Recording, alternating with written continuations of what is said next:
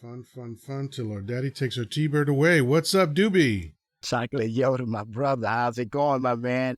Good. Trying to juggle this new stuff here. So, Oh, my goodness. Yeah, I came in at the tail end here, man. I see you were winding down, but I wanted to come up right quick. And, I wanted to just say, man, I really love what you say, man. And I love the perspective that you give, because it's always like it's coming from a honest position. You know what I mean? It's like your perspective. You feel me? And that in itself, when it's recognized like that, though, I mean, it's so respected. It really is, because it for me, it's like, okay, I have my pen, I have my pad, and it's like lesson time. I mean, it really is a beautiful thing, man. It really is. That, I just want to give credit to that. I will ask you this, though. If you come from the individual perspective of recognizing where you are at this point, right, and in your life at this moment, would it be from the acknowledgement of your experiences, or would it be from something you've hoped for?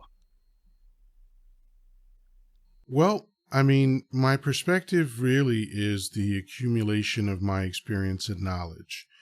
And of course, I can talk about things that I hope for, but I'll say this.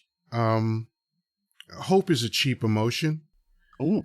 And I don't mean that it has no value. Yeah. What I mean is that it's easy, just like love, right? Love is the easiest thing in the world, because it's the most abundant thing in the world. Like you don't have to teach anyone to love, and you can love thousands of different things. You love every member of your family, you love your friends, you love steak, you love chocolate, you love whatever, you love action films. I mean, we throw that word around all the time because, love is beautiful and amazing, but it's cheap. There's no barrier to it.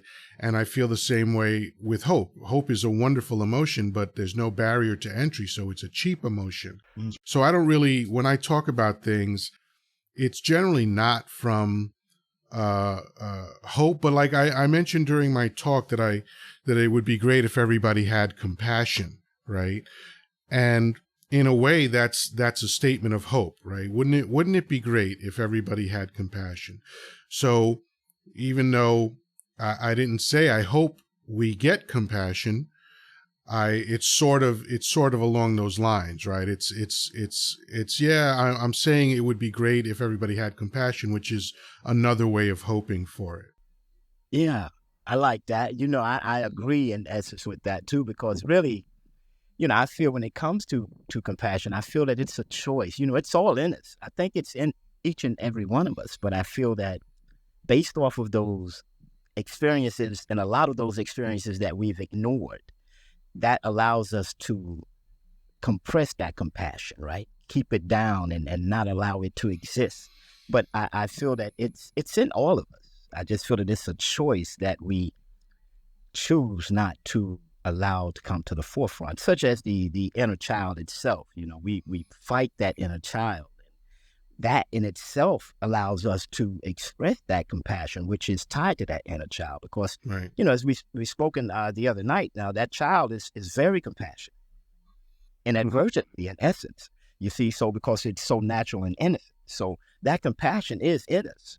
It's just that based off of the experiences, I feel that in itself deters us from allowing that compassion to really come out as it should.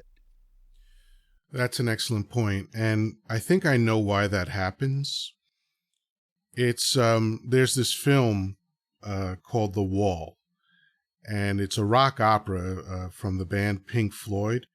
It's actually an extraordinarily brilliant film because it's an examination of how our psychology can break down because of the negative influences that are in us. Now, it's not presented that way, but when I see that film and when I listen to that album, that's what it is, right?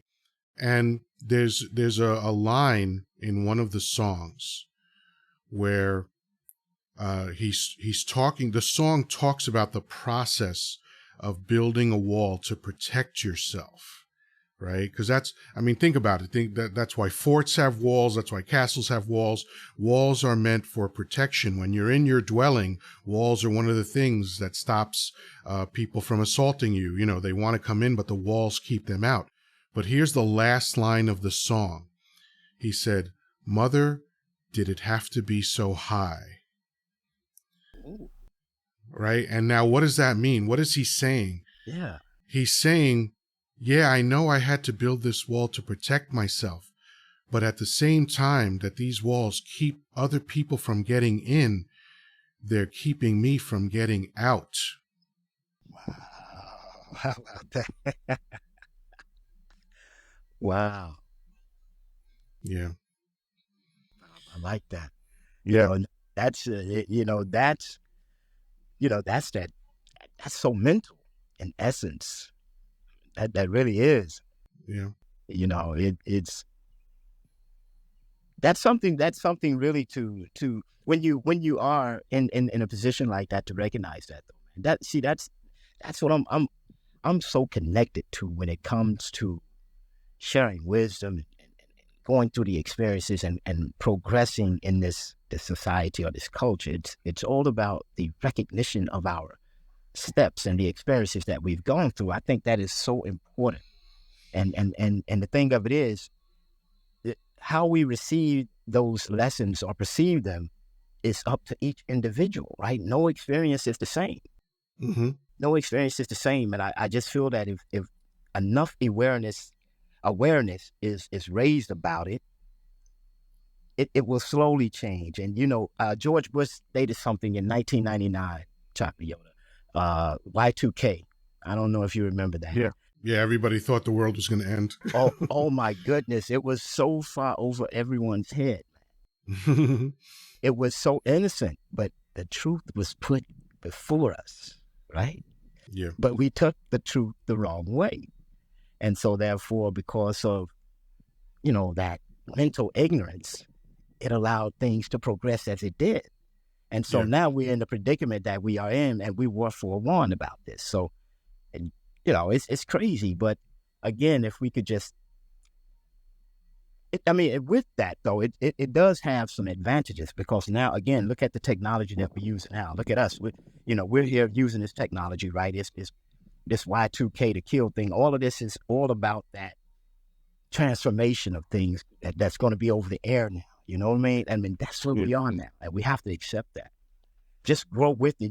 Not fight it, not take a stand against it. I think we have to flow with it, like in essence, infiltrate it, right? So that we can find its weaknesses. And Right. what would be its weaknesses? We would be its weaknesses. Yeah. Yeah. The fleshy computers running around are the biggest threat, right? Yes. You mentioned something earlier, the idea that we're all shaped from experience and all of our experiences are different. But here's the thing.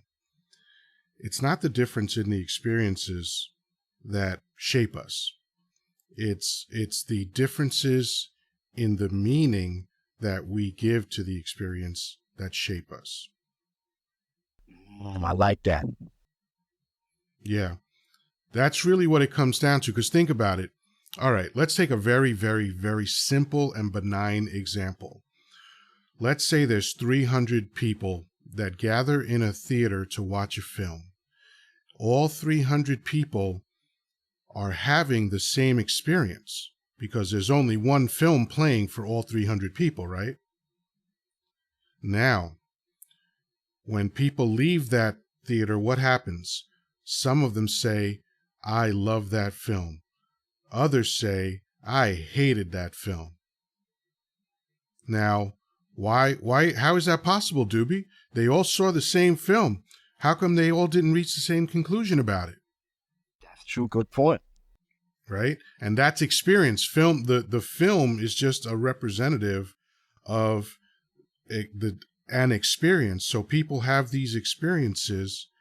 And by the way, if you want to come back up, please do. But people have these experiences, like what are other examples of mass experiences, right? Like going to school, We're all there. A group of people are all in one place, and they are being taught the same things.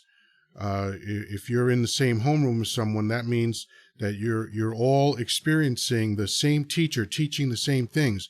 Some people learn that stuff, some people don't. Some people love the teacher, some people hate the teacher. Some people love school, some people hate school. So it's not just, yes, there is variability in experiences. Obviously, some people experience things that other people don't. And some of those experiences are terrible. Like some people get physically abused, sexually abused, violence happens. I mean, I've had violence done to me, and it's a horrifying thing, and it can change you. But it's not the thing itself that matters the most. It's once you have that experience, what conclusion did you reach about the experience? And if you don't believe me, believe Shakespeare. In the form of Hamlet, Hamlet said, "There is nothing good or bad, but thinking makes it so." Yes, I like that. That is something I went, you took me somewhere when you mentioned the teachers in the classroom. It made me feel like if the objective is to teach the entire class the same thing, right? It appears to be that we would be indoctrinated too much to want to have an individual perception of what's being taught to the mass. Yeah. You feel me? So I feel that that's a dangerous thing not to recognize.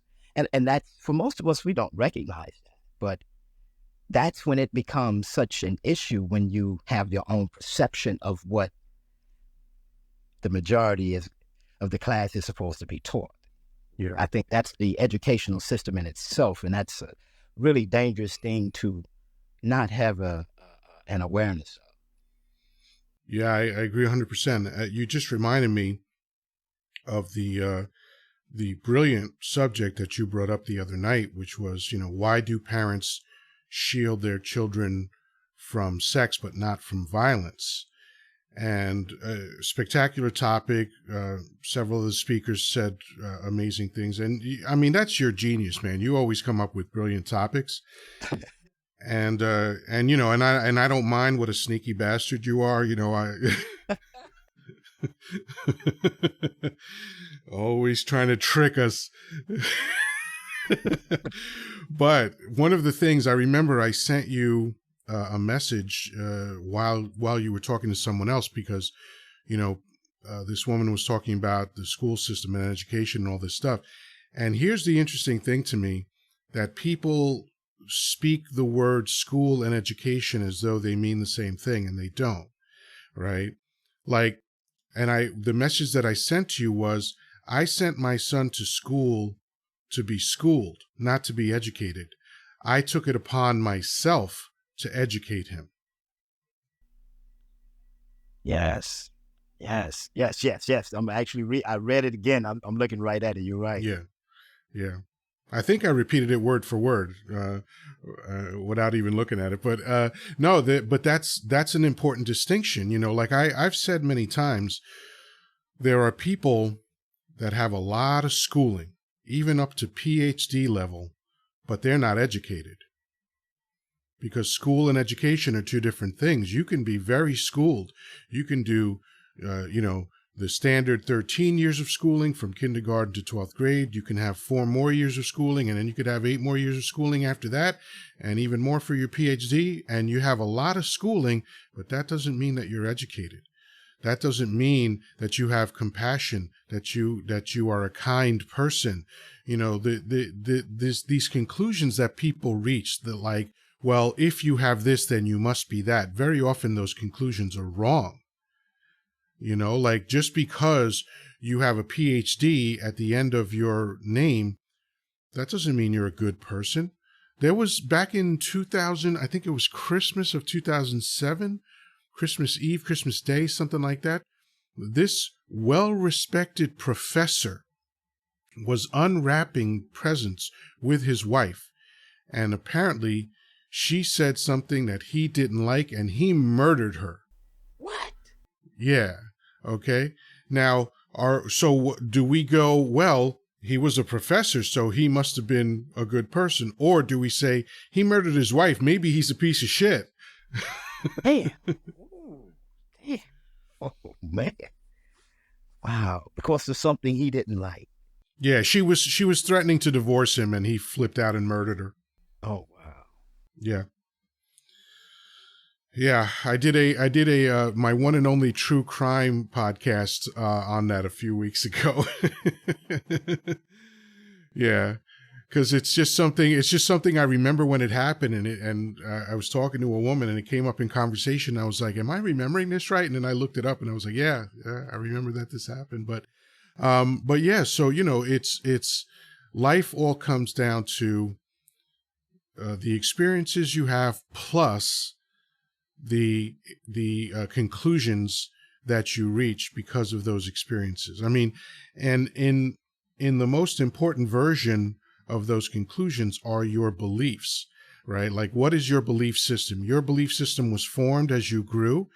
You either think you're smart, you think you're dumb, either you're kind or you're cruel, either you like women or you like men, or whatever it is. You think mothers are beautiful or you think mothers are evil. You're afraid of dogs or you love dogs. Like, all of your beliefs are formed, most of them when you're very young, right? That's why we call the formative years the formative years. What are we forming? We're forming our beliefs and understanding about how to live life. And here's where the real problem comes, Doobie, because our formative years are roughly the first 7 years of our life. And then, of course, we make a few more distinctions into our teen years. But I'm 59 years old. How ridiculous would it be for me to operate under the beliefs that I created when I was 7 years old? Right? But people do it all the time. That's why I say that most adults are just giant toddlers. These are people that have never revised their beliefs. They have never challenged their assumptions. They have never adjusted based on new information. Like, one of the women that hurt me the most in life, just emotionally. And when I say that she hurt me, is that means that the reaction that I had to what she did resulted in my hurt. And she happened to be blonde.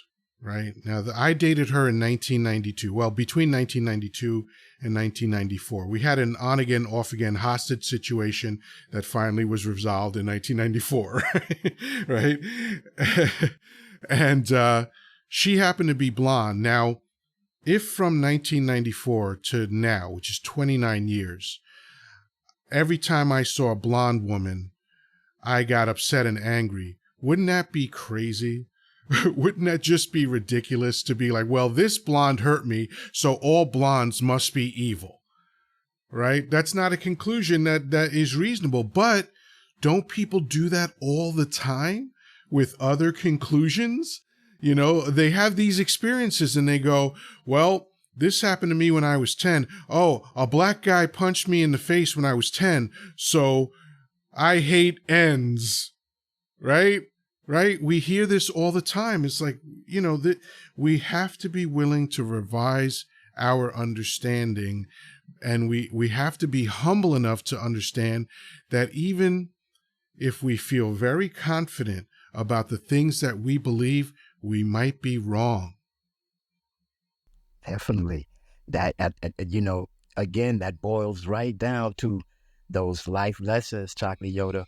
I tell you, it is, I really feel that the consciousness of our society, our culture, our world today, at this moment, I feel it is going in a direction that a lot of people are not even paying real attention to. And I feel that it is people like you, people that are on wisdom, that are so wise in their perspective ways, that share these ideas, these talks, and these dialogues that we have. They are so important. And I want to thank you, my brother. I want to thank everyone in the queue that's listening. This is beautiful. Chocolate Yoddah, it's been great talking to you, my man. I tell you, this is always a lesson for me, and I appreciate you so much for allowing me to share these moments. Thank you for participating, Doobie. I love you. I don't mind what a sneaky you are.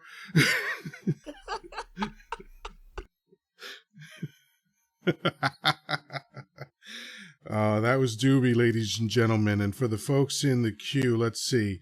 Patrick Dems, Mojo, Good Diamond, Rowan, Daryl with the Dashes, Marcian, Magnificent Aquarius, a Western Philosopher. We heard from Doobie, Terry, Elizabeth McClung, Kay McD, Lois Hampson, Sista Nzinga. Oh, I love that. Reggie Woodson, Truly Julie, Khalik Thomas, Talita Potgiater. I probably said that badly, but hello. And Matt and Lindsay May McKay. And I mentioned this yesterday. I'll mention it again. I'm editing an episode of my podcast called Chocolate Chat that I did with Lindsay May. It was absolutely brilliant. It was so much fun. I think you'll enjoy it whenever I get done editing it, which generally takes me roughly a week to 2 weeks. I will come back and let you know that it's available. You'll be able to see it free of charge at patreon.com/thepersistentrumor. Well, nobody else is in queue, so I will end the proceedings. Once again, I do my Chocolate Yoddah Live every day, 2 p.m. Eastern Time, Monday through Friday. Thank you so much to Doobie for participating and sharing his brilliant thoughts with us. I don't follow that many people on Wisdom. He's one that every time I see the notification that Doobie is on, I want to get to it as quickly as possible because it's always amazing stuff. And everybody else, thanks again. Peace, love, and granola. Talk to you soon.